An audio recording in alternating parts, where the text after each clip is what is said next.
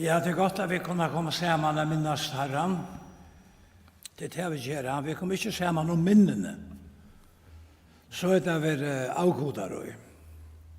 Men vi kommer sammen om Herren själva.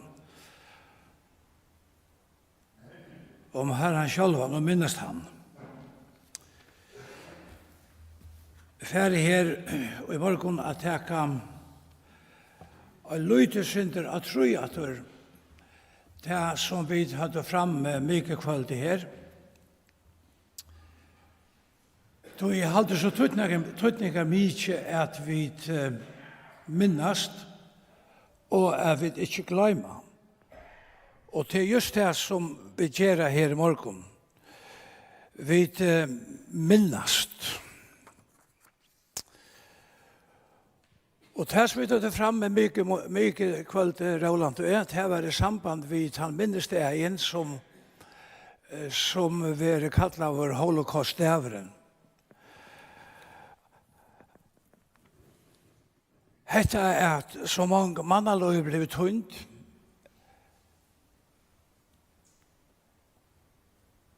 Under grunnen, ja.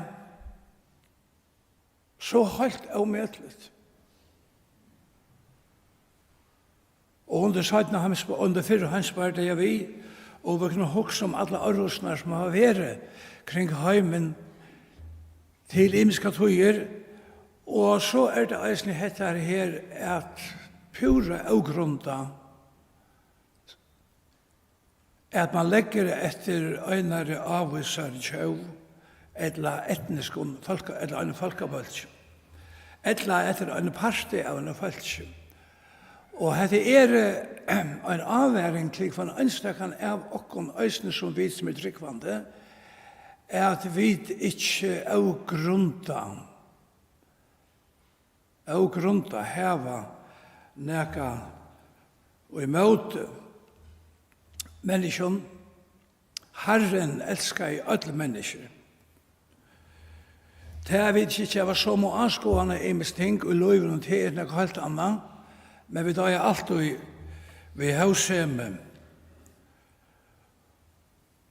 og ved viring fire kvøyden øren er kunne lota i misting sammen.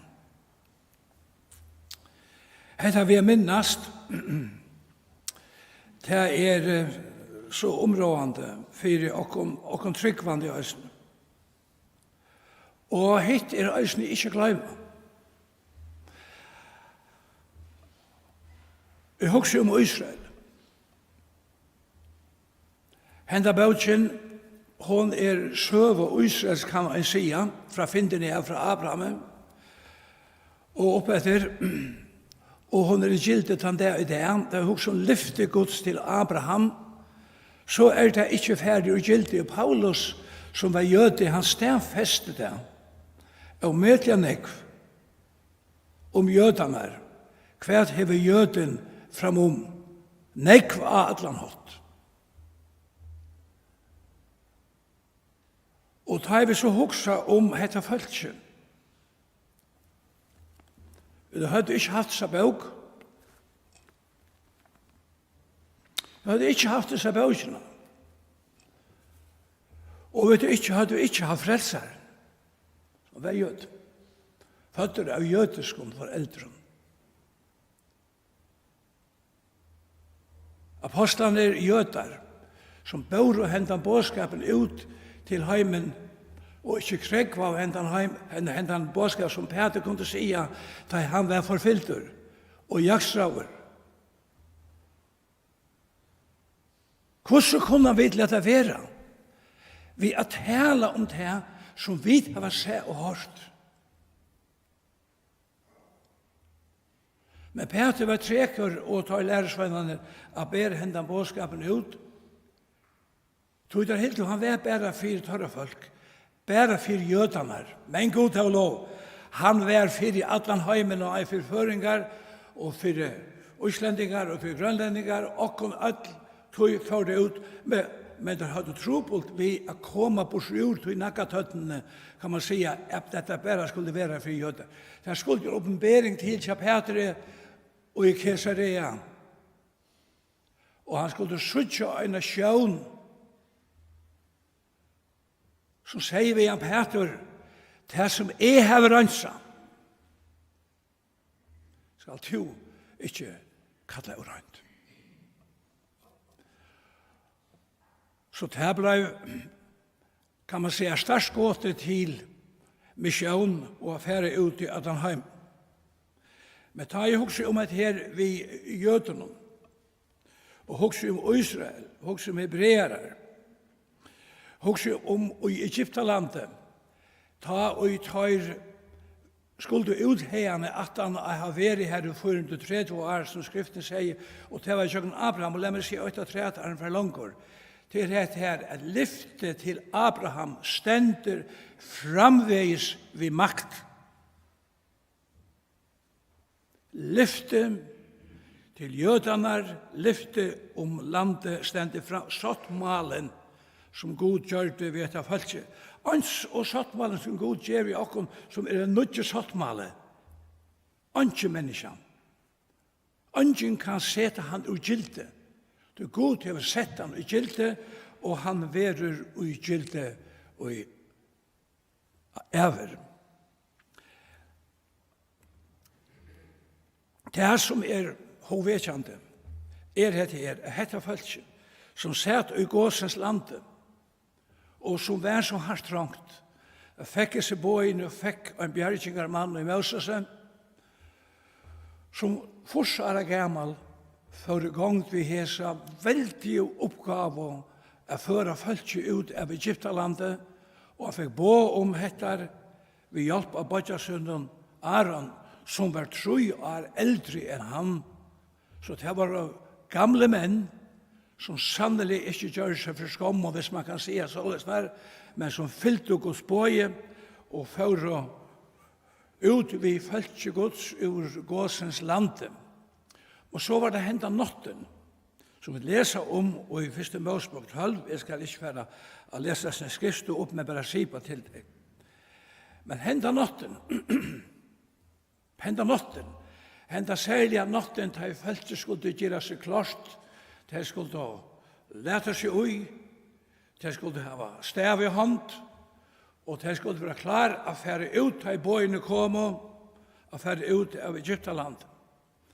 Og så sier Herren, hentan natten, skulle det være en minnesnatt. Og en natt som omgående skulle være glemt, og de skulle etter at minna bøtensøyene, og han skriver ærestøyene om, ikke bare hatt men andre ting, øysene, at du skal tale ved bøtene, ta du ganger av venen, inne i husen, og rundt, tale ved det om det som Herren har gjort, større tingene som Herren har gjort. Og det skal minnes med. Og så førte jeg ut av Egyptalandet, vi kjenner seg søvende, at sommer skal være, men åkken tørvar av å være mynt om det atter og atter, ans og vid atter og atter være mynt om hettar, og komme sammen. Gjer i hetta. Gjer i hetta til minne om meg, tog det så lett å gløyma, og det det som tog jeg ha disse minnesdegene, vi tar minnesdeg om sjålaftmerføringar, og vi tar sjølve minnesdegene, og vi minnes i atter løy vi okkara, somt vil jeg gløyma, og det var ikke så godt, men lærte jeg åkne ødelen for å minnes det som godt.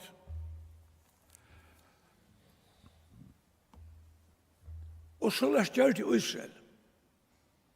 Og da glemte det, men kan ikke togene fram etter, men så kommer konger og søv og Israels, som lykkes å rette opp på tingene til å være ferdig alai. Kommer menn som med som konger som Josias, og som finner alt opp på plass etter at det såles at det ikke får skøyve alai. Det så øyelig kjøttet fra skøyver, det så kjøtt at vi kan på at Israel og skjøttet var kjøtthøymene fra skøyv, de får midt ut i heila så får de tilby en guldkolv. Det en eksløv av guldkolv. Den største guldkolven han inne i ujøpenshold. Og med og mot. Men Herre minner åkene etter at tilby han, i han, budgetet kom fyrir honom, Herren. Og så løsner hever Israel som ble først ut av Egyptalandet og kom til øymarsene og inn og i landet ved Josva og ved Kaleb.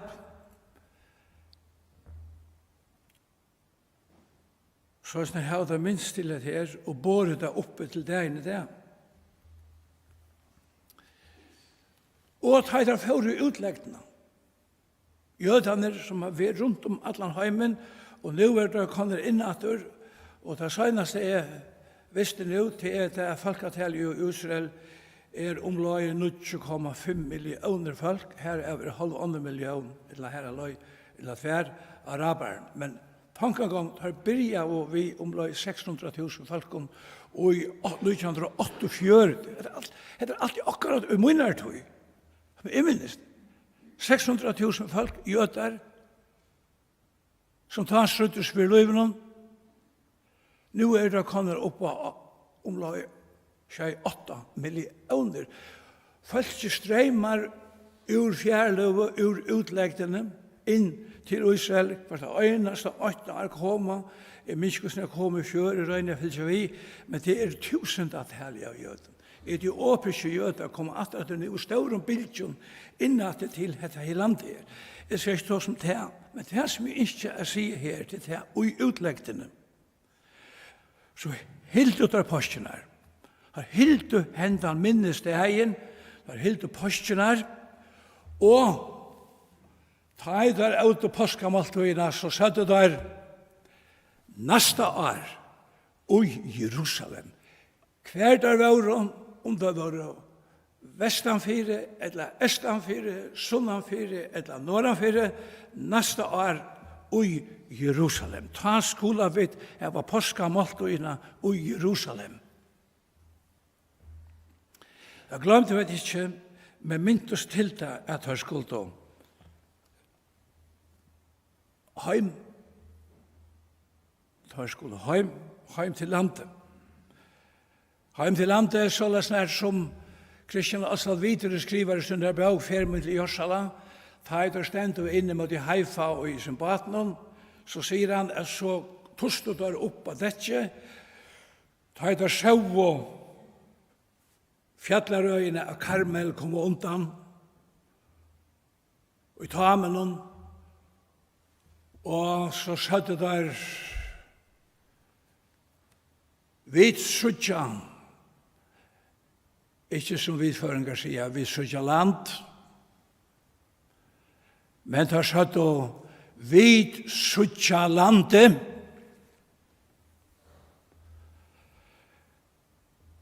og i det, framvis i det, og i Øysel, så halda det postene her, minnast dette her, og Birgit var en av bøyene heim, vi var ferie i Øysel, bøyene heim til han som kørte bilen tjokken med bussen heim, før inn i heimen og jeg også med her til en påskamaltøy og husfeiren her som jeg var i Kjolborg, han stod fram og han ber en bøn iver ødsynne kære som sjøte her. Og jeg tenkte meg selv, ja, du skammast ikke vi av bia om det fremmede folk i husen eller ikke. Hetta var avlagt Israel av minnast og halda påska høgtøy og tilby en evige og en sanna god. Og så løsner jeg av det gjørst, lykke til deg enn det.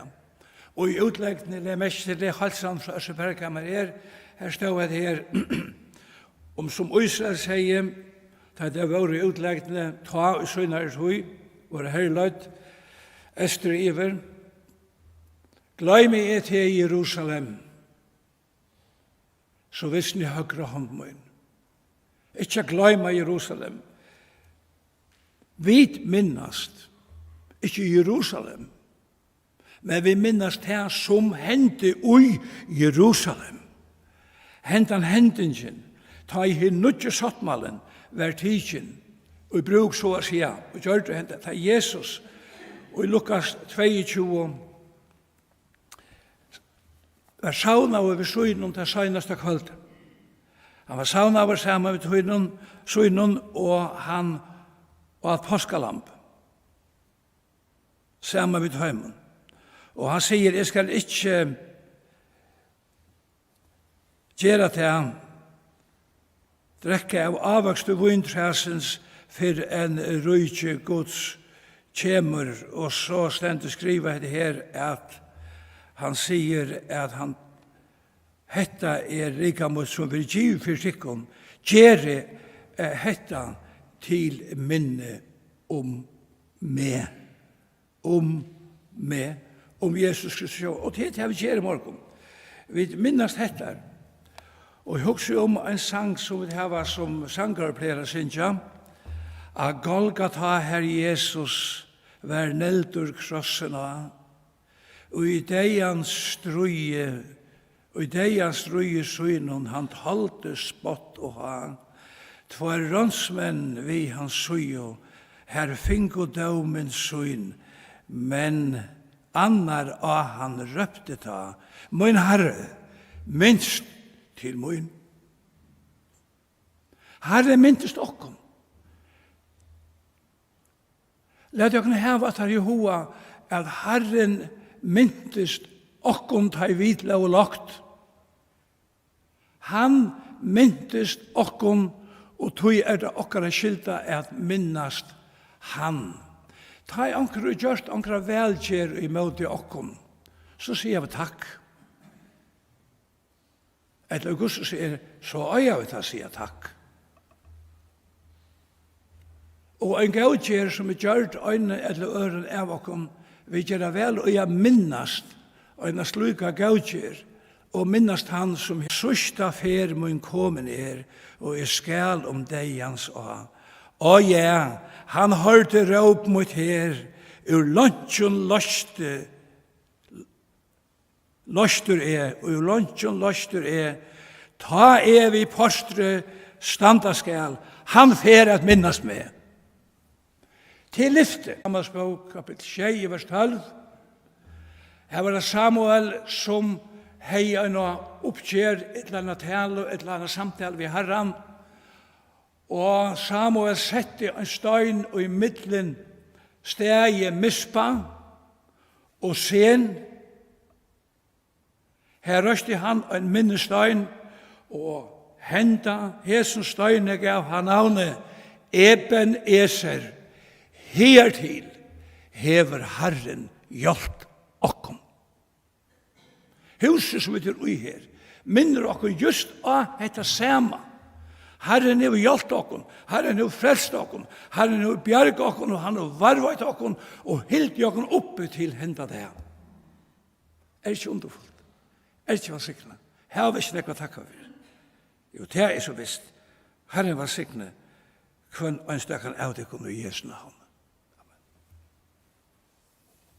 Kanskje jeg kan begynne bøn nå. Herre, takk. Takk for velgjør tøyner. Atler velgjør tøyner. Takk at du minnest okkom, og du myntest okkom. Ta vi til å lagt. Og vi vil minnes det nå, Herre. Og ikke bare her. Øysen her. Men alle stedene, Herre, og alt du da vi vakna av måttene og fælde sanger kvalitet, Herre, og om dagen minnast vi til, Herre, og takka til, Herre, og prysa til, Herre, og tilbya til, Herre, for alle velgertøyna, for varvrøyslo, for frelso, for nøyetøyna, og for det evig og lyfte som du giv i okkon god og frelsar i himmelen, som du aldren fest at svitja. Takk i Jesu navn.